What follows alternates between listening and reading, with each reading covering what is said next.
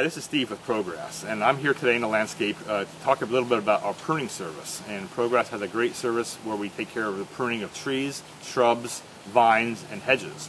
And we deal especially with ornamentals, and we're going to look a little bit about today into some of the purposes of pruning and why it's important for your landscape and how it will really make your landscape look really beautiful.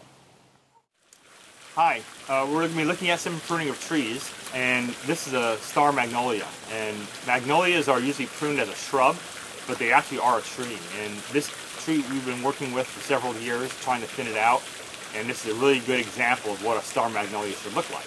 And some of the more important aspects of pruning a tree like this is to make sure the center is thinned out, that the foliage is allowed to grow naturally, and that there isn't a lot of trimming on the outside edges, because that will eliminate a lot of the flower buds, because the flower buds are set the previous year.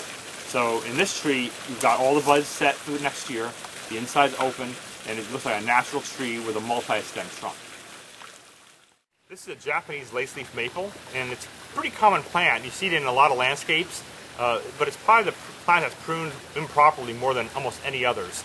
Never take a hedge trimmer to this. What we do is we always go inside the plant and thin it out by hand from the inside to open up the center. And we also make sure that we have some thinning cuts throughout the canopy. And what that does is that allows you to have layers rather than everything clumped up in one big patch. That allows you to appreciate the foliage, so you can see the nice foliage leaves. And also in the fall, when the leaves come off, they'll tend to fall through, and it's a lot more sanitary and clean. We also recommend that you keep the canopy up at least 12 to 18 inches off the ground. You don't want it to be on the ground. So proper thinning and trimming of these trees at least once a year is really critical, because they are a very fast-growing tree. This is a clematis vine. Clematis is actually a great vine. It's very easy to prune, but it does need to be trimmed. You can't just let it grow wherever it wants to. It has a tendency to wrap around things and get tangled into other plants. As you can see on this plant, it's growing into this other shrub. The abelia is becoming part of it.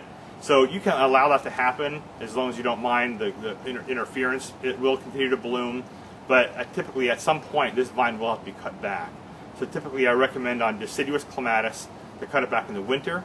If it's evergreen, to basically just thin it and trim it back during the growing season, typically summer or spring. Well, as you can see, we've got a really overgrown hedge here. This plant's really a monster. So as we have Sergio start trimming this, we've got a lot to trim off. We're going to probably take at least 2 to 3 feet off this plant, but with the plant with this much foliage, it'll be fine. We just don't want to go in to expose any of this brown inside area.